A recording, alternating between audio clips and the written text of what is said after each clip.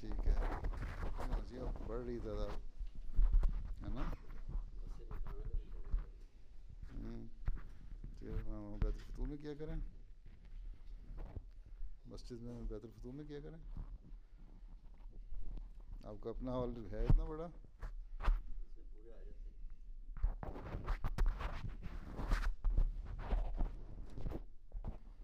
چلیں بیٹھیں، ابھی اتنا چھوٹا نہیں ہوا کہ بے حال ہو جائیں.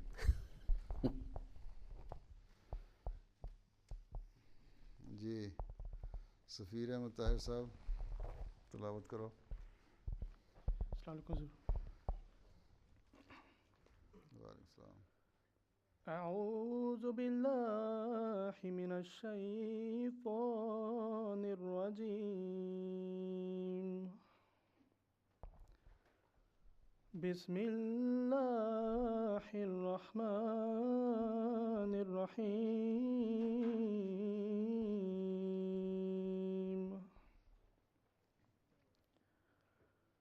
الحمد للہ فاطر السماوات والارض فاطر السماوات والارض جاعل الملائکۃ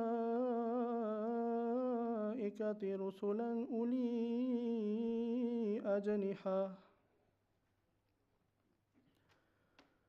جاعل الملائکۃ رسلا اولی اجنحۃ مثنی وثلاث ورباع یزید فی الخلق ما یشاء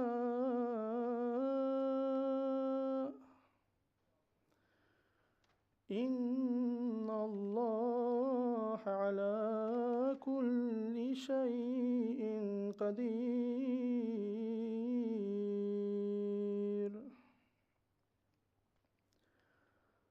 ما یفتح اللہ للناس من رحمة فلا ممسک لها وما يمسك فلا مرسل له من بعده وهو العزيز الحكيم. ترجمہ. میں پناہ مانگتا ہوں اللہ کی دھتکارے ہوئے شیطان سے.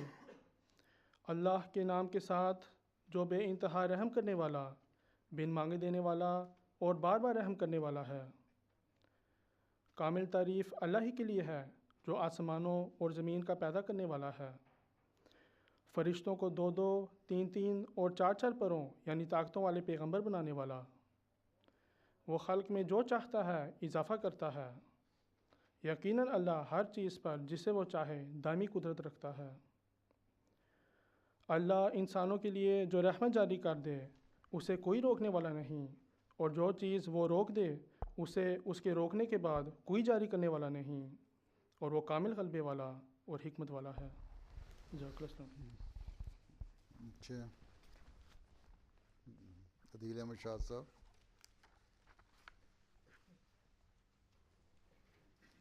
السلام علیکم پیارے حضور. السلام. اعوذ باللہ من الشیطان الرجیم. بسم اللہ الرحمن الرحیم. اللہم صلی علی محمد وعلی آل محمد کما صلیت علی ابراہیم وعلی آل ابراہیم انک حمید مجید. اللہم بارک علی محمد وعلی آل محمد کما بارکت علی ابراہیم وعلی آل ابراہیم انک حمید مجید.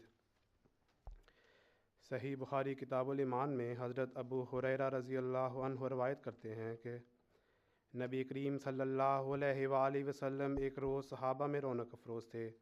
دریں اثنا آپ کے پاس ایک شخص آیا. اس نے حضور سے دریافت کیا کہ ایمان کیا ہے.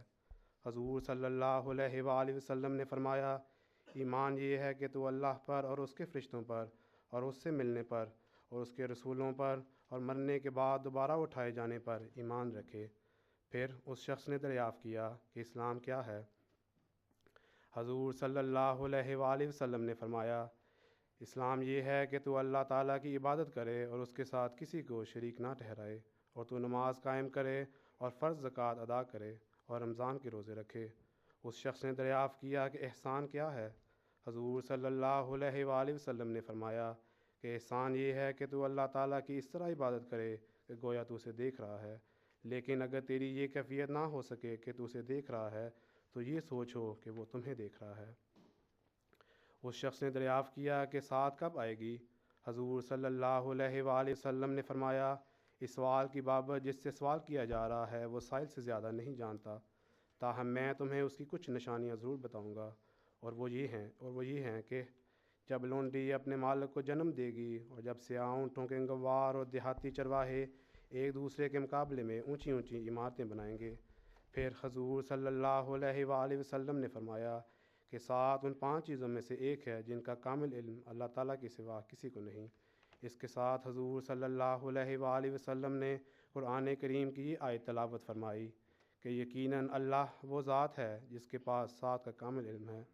اس گفتگو کے بعد جب یہ شخص اٹھ کر واپس چلا گیا تو حضور صلی اللہ علیہ وآلہ وسلم نے صحابہ سے فرمایا کہ اسے واپس بلاؤ، لیکن صحابہ نے باہر کسی کو نہ پایا۔ اس پر حضور صلی اللہ علیہ وآلہ وسلم نے صحابہ کو بتایا کہ حضرت جبریل علیہ السلام تھے جو لوگوں کو ان کا دین سکھانے آئے تھے۔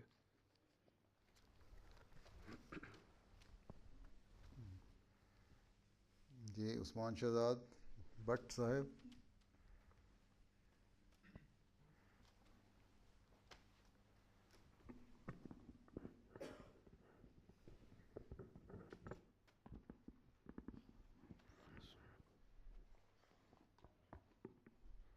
السلام علیکم ورحمۃ اللہ۔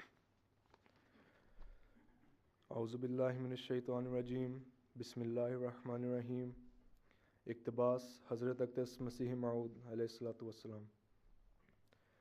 ملفوظات جلد 5 صفحہ 335 تا 36 پر ایک روایت ان الفاظ میں بیان ہوئی ہے کہ شیخ رحمۃ اللہ صاحب کی دکان کو آگ لگنے کا اندیشہ ہوا تو انہوں نے ننگے سر اور ننگے پاؤں سجدے میں گر کر دعا کی، تو معاً دعا کرتے کرتے خدا تعالیٰ نے ہوا کا رخ بدل دیا اور امن امن کی آواز آ گئی اور ہر طرح اطمینان ہو گیا۔ اس پر حضرت اقدس نے فرمایا کہ ہوا، پانی، آگ وغیرہ بھی ایک طرح کے ملائکہ ہی ہیں۔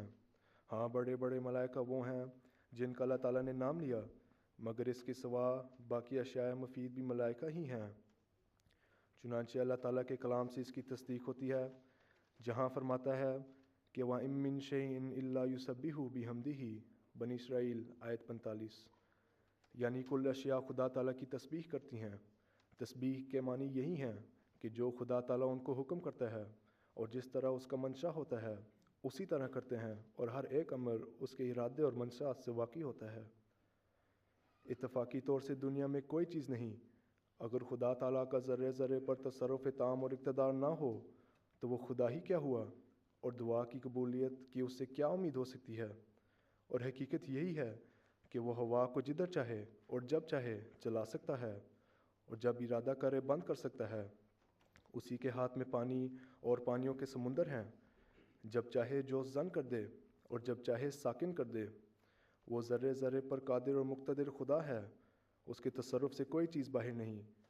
وہ جنہوں نے دعا سے انکار ہی کر دیا ہے ان کو بھی یہی مشکلات پیش آئے ہیں کہ انہوں نے خدا کو ہر ذرے پر قادر مطلق نہ جانا اور اکثر واقعات کو اتفاقی مانا۔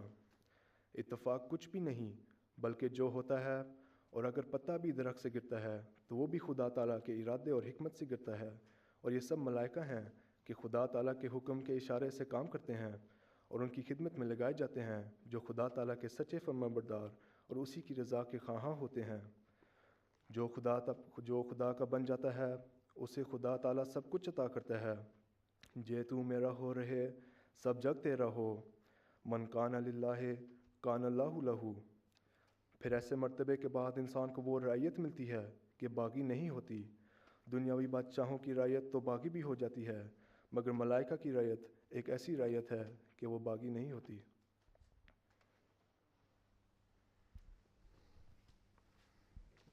اچھا، طاہر ربی صاحب تم بھی نظم پڑھنے لگے ہو؟ السلام علیکم حضور۔ ایسا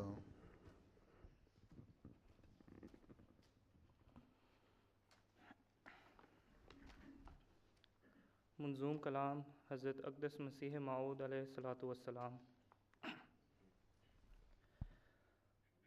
خدا کے پاک لوگوں کو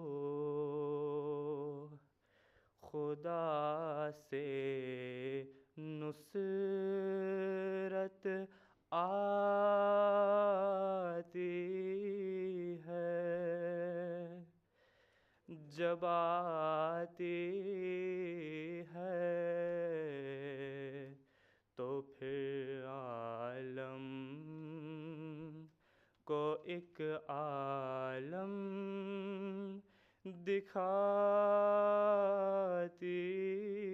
ہے۔ وہ بنتی ہے ہوا اور ہر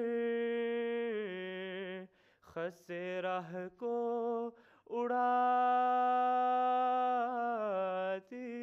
ہے۔ وہ بنتی ہے ہوا اور ہر خس راہ کو اڑاتی ہے۔ وہ ہو جاتی ہے آگ اور ہر مخالف کو جلاتی ہے۔ کبھی وہ خاک ہو کر دشمنوں کے سر پہ پڑتی ہے۔ کبھی وہ خاک ہو کر دشمنوں کے سر پہ پڑتی ہے۔ کبھی ہو کر وہ پانی ان پہ ایک طوفان لاتی ہے۔ غرض رکتے نہیں ہرگز خدا کے کام بندوں سے۔ غرض رکتے نہیں ہرگز خدا کے کام بندوں سے۔ بھلا خالق کے آگے خلق کی کچھ پیش جاتی ہے۔ بھلا خالق کے آگے خلق کی کچھ پیش جاتی ہے۔ خدا کے پاک لوگوں کو خدا سے نصرت آتی ہے۔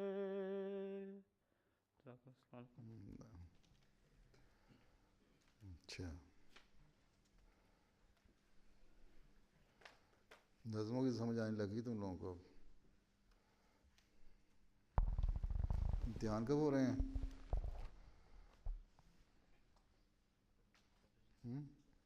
کون سی فروری میں؟ 5 کو؟ تو 20 دن رہ گئے۔ 20 دن رہ گئے تو تیاری ہے شروع ہو گئی ہے. شروع ہو گئی ہے. زیادہ گھبراہٹ شروع ہو گئی ہے, تیاری شروع ہو گئی ہے.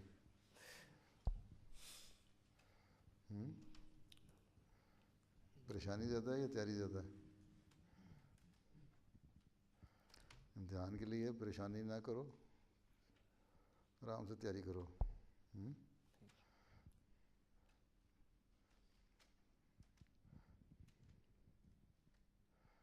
اچھا اسد مجیب صاحب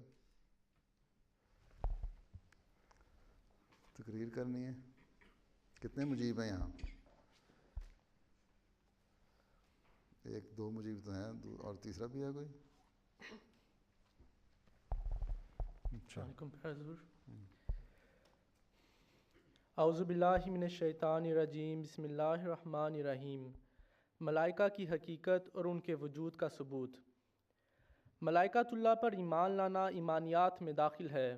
اسلامی نقطہ نظر سے جو شخص ملائکہ پر ایمان نہیں لاتا وہ چاہے کتابوں پر, رسولوں پر اور دوسرے ارکان ایمان پر کامل ایمان بھی رکھے تب بھی مسلمان نہیں ہو سکتا, کافر ہی رہے گا. اگرچہ دیگر مذاہب بھی فرشتوں کا وجود کسی نہ کسی رنگ میں تسلیم کرتے ہیں, لیکن ان تمام مذاہب میں فرشتوں کی حیثیت نہایت مشتبہ رہی ہے. کبھی ان کو خالق کا مقام دے دیا گیا یعنی قابل پرستش ٹھہرایا گیا, اور کبھی ان کو مخلوق تو مان لیا گیا لیکن پھر انہیں خدا تعالیٰ کی بیٹیاں قرار دے دیا گیا. لیکن اسلام کے ظہور سے فرشتوں کے متعلق تمام غلط عقائد ختم ہو گئے اور قرآن کریم نے ان کی حقیقت کو کھول کر بیان کر دیا اور واضح کر دیا کہ در حقیقت فرشتے محض اللہ تعالیٰ کی ایک نہایت مطیع اور فرمانبردار مخلوق ہیں جو اللہ تعالیٰ کے حکم کے بغیر کوئی حرکت نہیں کرتی. قدرت ثانیہ کے دوسرے مظہر سیدنا حضرت مصلح موعود رضی اللہ عنہ نے اپنے مارکۃ الآراء خطاب ملائکۃ اللہ میں فرشتوں کی حقیقت کو قرآن و حدیث کی روشنی میں خوب کھول کر بیان کیا ہے. حضور کے اس مضمون سے خاکسار ملائکہ کی حقیقت اور ان کے وجود کے ثبوت کی بابت چند گزارشات خلاصتاً آپ کی خدمت میں پیش کرتا ہے. ملائکہ کے ضمن میں سب سے اہم سوال جو ذہن میں آتا ہے وہ یہ ہے کہ فرشتے مخلوق ہیں یا نہیں. چنانچہ اسی غلط فہمی کی وجہ سے عیسائیوں کو دھوکہ لگا اور انہوں نے سمجھ لیا ہے کہ روح القدس مخلوق نہیں بلکہ خدا کا حصہ ہے اور انہوں نے اسے خدا قرار دے دیا. لیکن قرآن کریم قطعی طور پر فرشتوں کا مخلوق ہونا ثابت کرتا ہے. چنانچہ اللہ تعالیٰ فرماتا ہے ام خلقنا الملائکۃ اناثا وہم شاہدون, یعنی کیا جب ملائکہ پیدا کیے گئے اس وقت یہ وہاں موجود تھے کہ کہتے ہیں فرشتے لڑکیاں ہیں. اس آیت سے ثابت ہوتا ہے کہ خدا تعالیٰ نے ہی ملائکہ کو پیدا کیا ہے کیونکہ اس آیت میں ان کی تخلیق خدا نے اپنی طرف منسوب کی ہے. اس آیت میں جہاں خدا نے ان کے لڑکیاں یعنی مادہ ہونے کا انکار کیا تو ملائکہ کے بارے میں یہ بات بھی سمجھا دی کہ روحانی چیزوں کی جنس نہیں ہوتی. بس ملائکہ کی بابت یہ بھی واضح ہو گیا کہ وہ ایسی مخلوق ہیں جو نہ نر ہے نہ مادہ. ملائکہ چونکہ ایک روحانی مخلوق ہیں جنہیں انسان ظاہری آنکھوں سے نہیں دیکھ سکتا بلکہ انہیں دیکھنے کے لیے روحانی آنکھوں کی ضرورت ہوتی ہے, لیکن اگر وہ ان ظاہری آنکھوں سے نظر آئیں تو دراصل وہ اپنے اصلی جسم میں نہیں ہوں گے. چنانچہ خدا تعالیٰ فرماتا ہے وَلَوْ جَعَلْنَاهُ مَلَكًا لَجَعَلْنَاهُ رَجُلًا وَلَلَبَسْنَا عَلَيْهِمْ مَا يَلْبِسُونَ. گویا کفار کے اس اعتراض کے جواب میں کہ فرشتے کیوں نازل نہیں ہوتے فرمایا کہ اگر ہم اس رسول کو فرشتے بناتے تو اس سے ہم پھر بھی انسان کی صورت میں بناتے اور ہم ان پر وہ معاملہ مشتبہ رکھتے جسے وہ اب مشتبہ سمجھ رہے ہیں. گویا فرمایا کہ اگر فرشتہ آئے گا تو وہ بھی آدمی کی شکل میں ہی آئے گا. بس ثابت ہوا کہ فرشتوں کا وجود نہانی ہے اور ان آنکھوں سے دکھائی نہیں دیتا. پھر ایک اور بات ان کے متعلق یہ معلوم ہوتی ہے کہ ان کے 3 درجے ہیں, وہ سارے کے سارے ایک قسم کے نہیں ہیں. چنانچہ سورۃ المومن آیت نمبر 8 میں بتایا گیا ہے کہ ایک تو وہ فرشتے ہیں جو عرش کو اٹھائے ہوئے ہیں اور ایک وہ فرشتے ہیں جو عرش کے گرد رہتے ہیں, یعنی ایک تو وہ فرشتے ہیں جن کے ذریعے احکام الہی جاری ہوتے ہیں اور ایک وہ فرشتے ہیں جو ان کے نائب اور ان کے احکام کو نچلے طبقے تک لے جانے والے ہیں. اور اس بیان سے معلوم ہوتا ہے کہ ایک اور طبقہ فرشتوں کا ہے جو ان عرش کے نیچے رہنے والے فرشتوں سے بھی نیچے کا ہے. اور احادیث سے بھی اس کی تصدیق ہوتی ہے، کیونکہ ان سے معلوم ہوتا ہے کہ بعض فرشتے مختلف اشیاء پر مقرر ہیں۔ بس وہ حاملین عرش اور من حولہ کے سوا تیسری قسم کے فرشتے ہیں جو مختلف چھوٹے چھوٹے کاموں پر متعین ہیں، اور ان کی تعداد کا تعین نہیں ہو سکتا، کیونکہ خدا تعالیٰ فرماتا ہے وَمَا يَعْلَمُ جُنُودَ رَبِّكَ إِلَّا هُوَ۔ اور نبیوں کے کلام سے بھی ثابت ہے کہ ہر کام کا علیحدہ فرشتہ ہوتا ہے۔ پھر ملائکہ کے متعلق یہ بھی معلوم ہوتا ہے کہ یہ ایسی مخلوق ہیں کہ ان میں بدی کی قوت ہی نہیں ہوتی، اور انسان کی نسبت ان کا دائرۂ عمل محدود ہوتا ہے۔ انسان حدود کو توڑ دیتا ہے، مگر ملائکہ کے لیے جو حدود مقرر ہیں ان کو توڑ نہیں سکتے۔ چنانچہ اللہ تعالیٰ فرماتا ہے لا یعصون اللہ ما امرہم ویفعلون ما یؤمرون، کہ ملائکہ اللہ کے حکم کو توڑ نہیں سکتے اور وہی کرتے ہیں جو ان کو حکم دیا جاتا ہے۔ نیز یہ بھی معلوم ہوا کہ ان میں ایسی قابلیت ہوتی ہے کہ جو کام بھی انہیں کرنے کے لیے کہا جاتا ہے اسے وہ من حیث الافراد کرنے کی طاقت رکھتے ہیں، یعنی سب میں اس کے کرنے کی طاقت ہوتی ہے۔ انسانوں کی طرح نہیں ہوتے کہ بعض میں حکم پورا کرنے کی طاقت ہوتی ہے اور بعض میں نہیں۔ چنانچہ فرماتا ہے وَيَفْعَلُونَ مَا يُؤْمَرُونَ۔ پھر یہ امر بھی قابل غور ہے کہ فرشتوں میں انسان کی طاقتوں کے مقابلے میں محدود طاقتیں ہوتی ہیں۔ ملائکہ ایک ہی حالت میں رہتے ہیں، لیکن انسان بہت ترقی کر سکتا ہے۔ چنانچہ سورۃ البقرہ آیت نمبر 32 اور 33 میں بیان ہوا ہے کہ خدا تعالیٰ نے آدم کو سارے نام سکھا دیے اور پھر ملائکہ سے ان کے نام دریافت کیے، تو انہوں نے کہا کہ ہمیں کچھ علم نہیں مگر اتنا ہی کہ جتنا تو نے ہمیں سکھایا ہے۔ اس کے بعد اللہ تعالیٰ نے آدم علیہ السلام سے کہا تو انہوں نے نام بتا دیے۔ غرض ملائکہ کی طاقتیں انسان سے محدود ہوتی ہیں، مگر باوجود اس کے ملائکہ جو کچھ کرتے ہیں خدا کے حکم اور منشا کے تحت کرتے ہیں، کسی قسم کی نافرمانی نہیں کرتے۔ اسی طرح فرشتوں کے متعلق یہ امر بھی قابل غور ہے کہ وہ عالم الغیب نہیں ہیں، کیونکہ قرآن پاک میں اللہ تعالیٰ سورہ سبا آیت نمبر 41 اور 42 میں فرماتا ہے اور جس دن وہ ان سب کو اکٹھا کرے گا پھر فرشتوں سے پوچھے گا کیا یہ لوگ تمہاری ہی عبادت کیا کرتے تھے؟ وہ کہیں گے پاک ہے تو، ان سے ہمارا کیا واسطہ ہے، ہمارا دوست تو ہے۔ یہ لوگ تو جنوں کی عبادت کرتے تھے اور ان میں سے اکثر ان پر ایمان لاتے تھے۔ اس آیت سے معلوم ہوا کہ فرشتوں کو علم الغیب نہیں، کیونکہ اگر انہیں علم غیب ہوتا تو وہ اپنی عبادت سے لا علمی کا اظہار نہ کرتے، جیسا کہ ہم سب جانتے ہیں کہ روح القدس کو بھی خدائی کا درجہ دیا گیا ہے۔ بعض حدیثوں سے یہ بات بھی وضاحت کے ساتھ ظاہر ہوتی ہے کہ فرشتے عالم الغیب نہیں ہوتے۔ حدیث میں آتا ہے کہ رسول کریم صلی اللہ علیہ وسلم فرماتے ہیں کہ ایک شخص مومن کہلاتا اور مومنوں والے کام کرتا ہے، اس کے کاتب فرشتے جب اس کے عمل لے کر خدا تعالیٰ کے حضور میں پیش کرنے کے لیے جاتے ہیں، مثلاً وہ نماز پڑھتا ہے اور وہ اس عمل کو اس کے حضور میں پیش کرتے ہیں، تو آسمان سے آواز آتی ہے کہ اسے واپس لے جاؤ اور جا کر اس کے منہ پر مارو، یہ نماز اس نے میرے لیے نہیں پڑھی۔ اس سے معلوم ہوتا ہے کہ ملائکہ کو غیب کا علم نہیں ہوتا، اگر ہوتا تو وہ ایسی نماز کو لے کر ہی کیوں جاتے جو قابل قبول نہ تھی۔ پھر ملائکۃ اللہ کے بارے میں یہ بھی معلوم ہوتا ہے کہ یہ مختلف صفات الہیہ کے مظہر ہوتے ہیں، بعض ایک طاقت کے اور بعض ایک سے زیادہ طاقتوں کے مظہر ہوتے ہیں۔ چنانچہ خدا تعالیٰ سورہ فاطر آیت نمبر 2 میں فرماتا ہے سب تعریفیں اللہ کے لیے ہیں جس نے پیدا کیا آسمانوں اور زمین کو، اور جو فرشتوں کو رسول بنا کر بھیجتا ہے، جن میں سے بعض 2 بعض 3 اور بعض 4 صفات کے مظہر ہوتے ہیں، اور اللہ ان میں زیادتی بھی کرتا ہے جتنی وہ چاہتا ہے، اور اللہ ہر چیز پر قادر ہے۔ اس آیت سے یہ بات معلوم ہوئی کہ یہ مختلف صفات کے مظہر ہوتے ہیں، کوئی تھوڑی صفات کے اور کوئی زیادہ صفات کے، اور یہ بات بھی معلوم ہو جاتی ہے کہ جس زمانے کے لیے جتنی ضرورت ہوتی ہے اتنی ہی استعداد کے فرشتے بھیجے جاتے ہیں۔ یہ تو وہ باتیں ہیں جن سے ملائکہ کے متعلق اندازہ لگایا جا سکتا ہے کہ وہ کیسی مخلوق ہے۔ اب میں سیدنا حضرت مصلح موعود رضی اللہ عنہ کی اسی مذکورہ کتاب ملائکۃ اللہ سے اس امر کو پیش کرتا ہوں کہ ملائکہ واقعی میں موجود ہیں۔ کیا ہیں واقعی میں موجود ہیں۔ اچھا۔ چنانچہ اس سلسلہ میں پہلی بات تو یہ ہے کہ ہم سب جانتے ہیں کہ تمام عالم کا نظام ایک زبردست قانون کے ماتحت چلایا جا رہا ہے، اور وہ ایسا زبردست قانون ہے کہ اس کا انکار ممکن نہیں۔ مثال کے طور پر آسمان میں سیاروں اور ستاروں کی گردش کا نظام، یا پھر ان اجرام فلکی کا زمین پر پڑنے والا اثر وغیرہ۔ پھر اس تمام نظام عالم کا انسان کے لیے مسخر کیا جانا اور انسان کی خدمت پر معمور ہونا اس بات کا ثبوت ہے کہ ایک بالارادہ ہستی ہے جو درپردہ اس تمام نظام عالم کو چلا رہی ہے۔ وہ بالارادہ ہستی کون ہے؟ اس کا فیصلہ صرف خدا تعالیٰ ہی کر سکتا ہے، اور وہ کہتا ہے کہ ملائکہ ہیں۔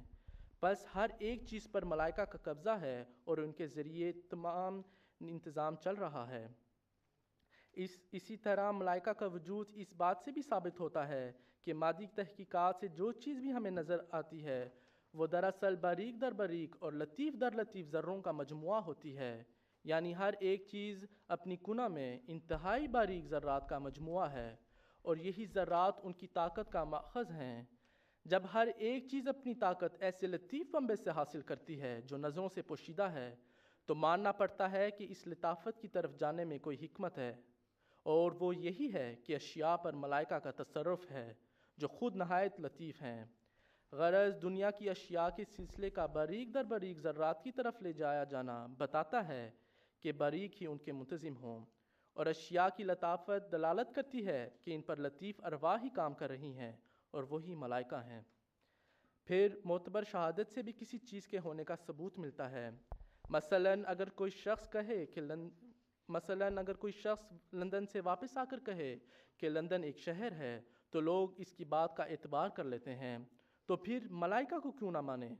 اگر شہادت پر اعتبار نہیں کیا جا سکتا تو پھر لندن بھی انہی لوگوں کے نزدیک ہونا چاہیے جو اسے دیکھ آئیں، اور جو نہیں دیکھ آئے ان کے نزدیک لندن کی بھی کوئی حقیقت نہیں ہونی چاہیے۔ اور اگر کوئی کہے کہ لندن ہر شخص دیکھ سکتا ہے، تو ہمارا جواب بھی یہی ہوگا کہ لندن بھی وہی شخص جا سکتا ہے جس کے پاس پیسے ہوں۔ اسی طرح ملائکہ کو دیکھنے کی جس میں قوت ہوتی ہے وہ ملائکہ کو بھی دیکھ سکتا ہے۔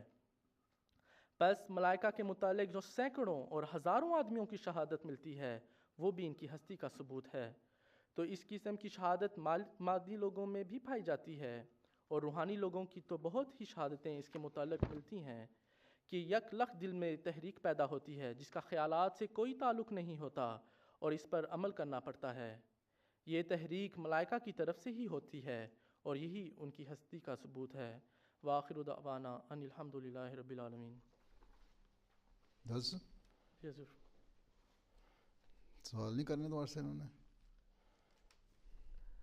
کیوں کوئی سوال نہیں کرنا؟ اس سے اتنا لیکچر دیا اس نے۔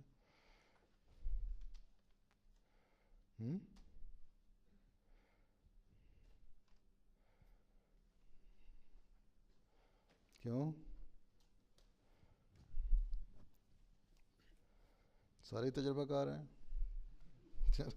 چلو بیٹھو۔ ہاں جی، اگلا اسامہ عمر جویہ صاحب۔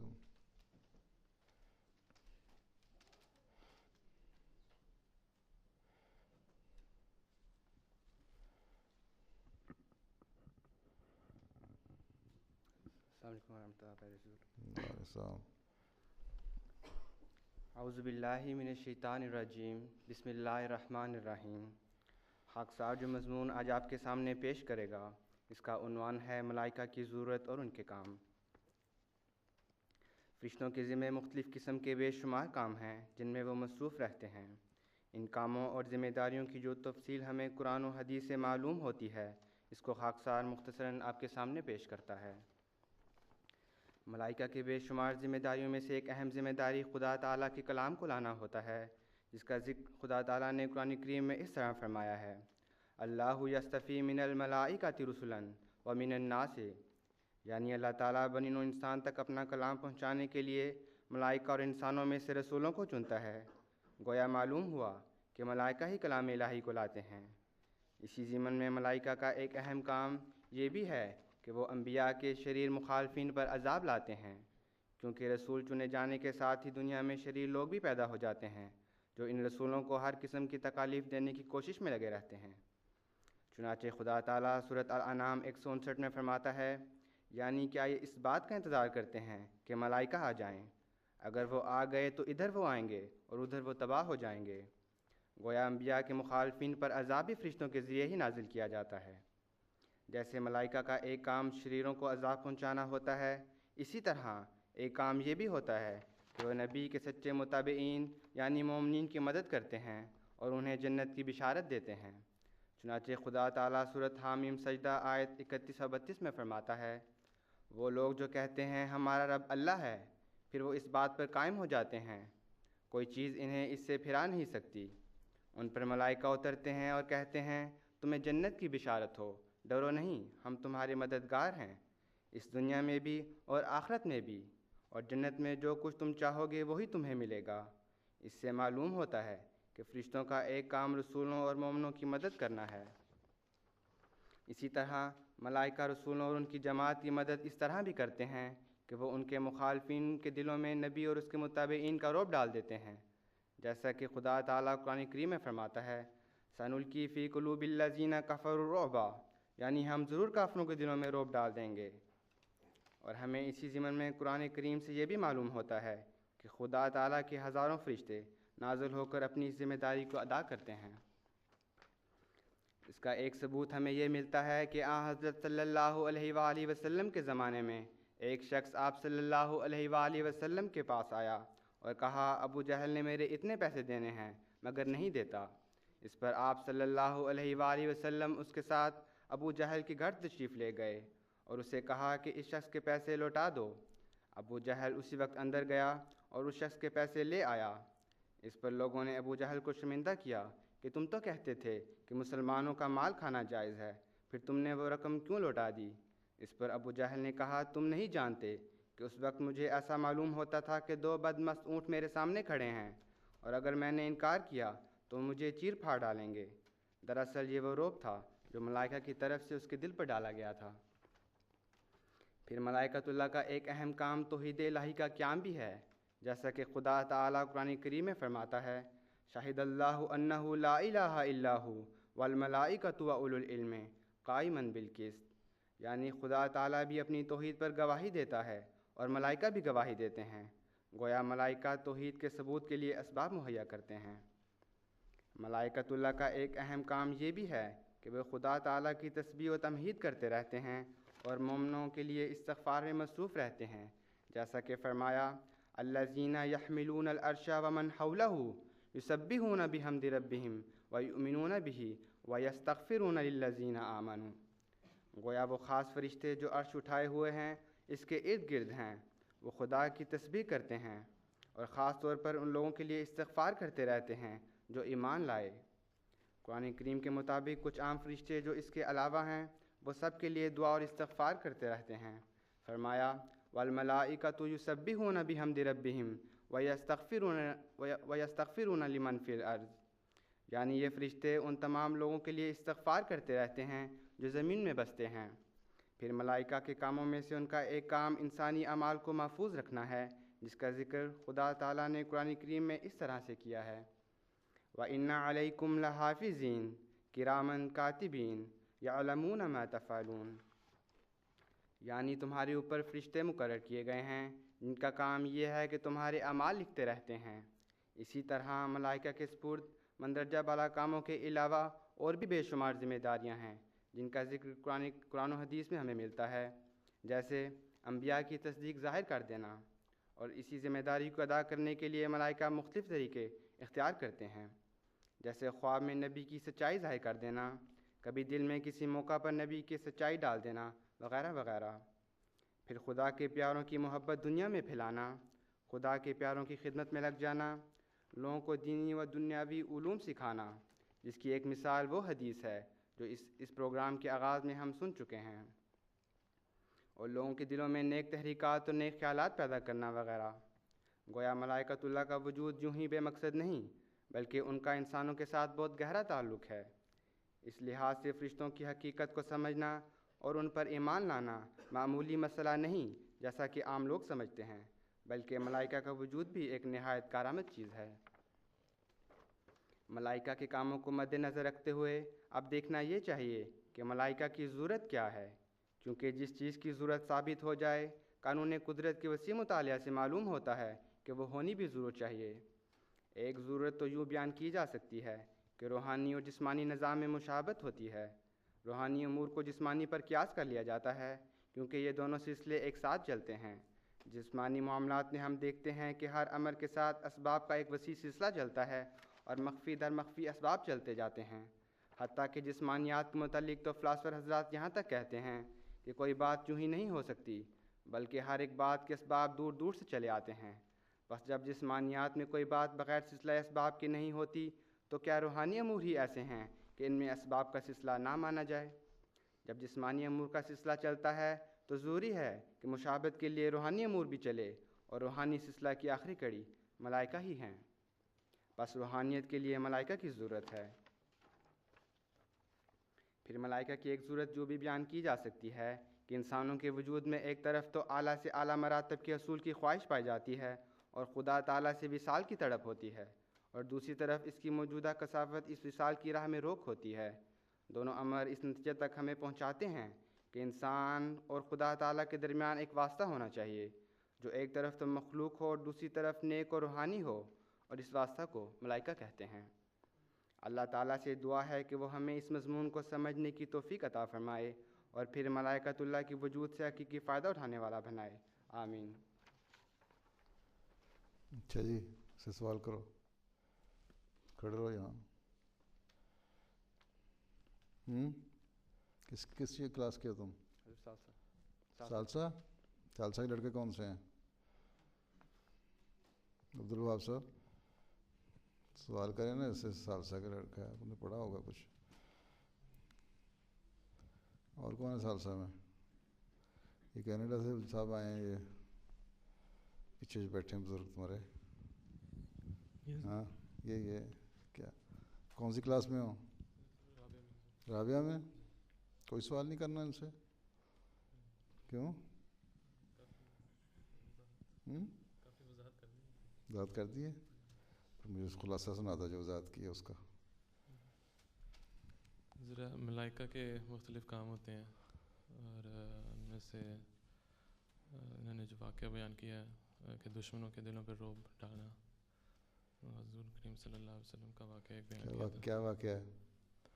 وہ ایک شخص تھا، ابو جہل نے اس کے کچھ پیسے دینے تھے، تو رسول کریم صلی اللہ علیہ وسلم کے پاس آیا تو واقعہ بیان کیا، تو حضور اس کے ساتھ گئے تھے اور ابو جہل کے دروازے کے سامنے ان سے پوچھا، اس سے کہا کہ اس کے پیسے ادا کرو، تو ابو جہل نے بغیر کچھ کہے وہ پیسے ادا کر دیے۔ تو پھر ابو جہل کے دوستوں نے اس سے پوچھا کہ تو نے آرام سے پیسے ادا کر دیے، حالانکہ تم نے کہا تھا کہ مسلمانوں کا مال کھانا حرام ہے، حلال ہے۔ تو اس نے کہا کہ میں نے دیکھا تھا کہ محمد صلی اللہ علیہ وسلم کے پیچھے 2 سرخ اونٹ کھڑے ہوئے ہیں، اور وہ اگر میں پیسے نہ ادا کرتا تو وہ مجھے کھا لیتے۔ اس قسم کا واقعہ حضرت مسیح علیہ السلام کے متعلق بھی آتا ہے؟ حضرت مسیح موعود السلام کے بارے میں بھی ہے کہ مجھے پورا طرح تو یقین پتہ نہیں، لیکن کہتے ہیں کہ حضور کہیں کسی کورٹ میں گئے تھے یا اس طرح کا کوئی واقعہ تھا کہ وہ 2 شیر حضور کے ساتھ کسی کو نظر آئے تھے۔ سلمان شاہ دو آج لگتا ہے یہ تیاری کر کے آیا ہے۔